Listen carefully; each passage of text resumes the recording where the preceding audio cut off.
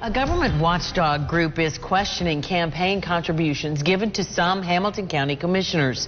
The Beacon Center claims the donations were made to persuade commissioners to vote a certain way. And Channel 3's Cameron Taylor dug through hundreds of pages of campaign finance reports and took what he found to commissioners to get some answers. Cameron? Yeah, David, Cindy, the Beacon Center, a watchdog group out of Nashville, reached out to us back in May, concerned that commissioners were taking donations in exchange for supporting a new Lookout Stadium. Now, instead of sharing their concerns immediately, we spent months looking into their claims. Now, how commissioners responded to those claims may surprise you. Tens of thousands of dollars worth of campaign donations poured in ahead of the August county general election. On the ballot, 9 Hamilton County Commission seats.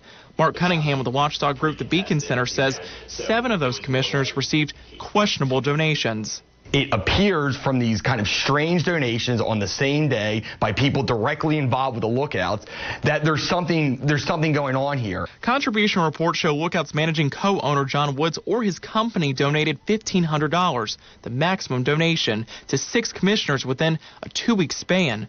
The contributions were made using 3 different names. Cunningham, who is against taxpayer dollars being used to build a new Lookout Stadium, believes the contributions were meant to influence commissioners. I hope that this process is transparent, and ultimately, I hope that tax dollars are not spent on a stadium that the people don't want and they don't need. Woods told us over the phone the donations had nothing to do with the Lookouts. He added that he was not trying to buy anyone's vote. His co-owner, Jason Fryer, agreed. Fryer owns the Fort Wayne Tin Caps. The minor league team created more than $100 million in private investment and development for Fort Wayne's downtown area. A similar approach has been discussed in Chattanooga. A study by the Chattanooga Design Studio says creating a sports and entertainment venue could spur development. It suggests relocating the Chattanooga Lookout Stadium to the former Foundry site, which is owned by Fryer. According to contribution reports, Fryer only gave to one campaign, Tim Boyd's. He told Channel 3 about the donations, saying, quote, "The few contributions made were in connection with our attendance at specific events to which we were invited. Many business owners and other concerned citizens in any city contribute to campaigns for candidates they want to support."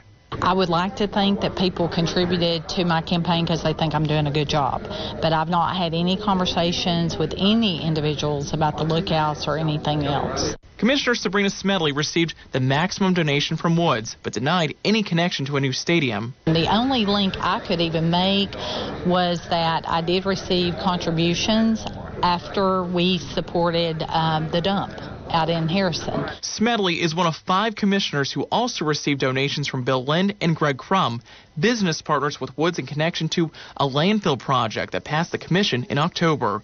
The donations were made using a variety of names a month later. And I just assumed that the time I put into that and the homework I did on that vote was just appreciated. Channel 3 contacted all 7 commissioners involved. All but former Commissioner Beck got back with us. Each denied there being any connection between campaign dollars and past votes, or ones to come.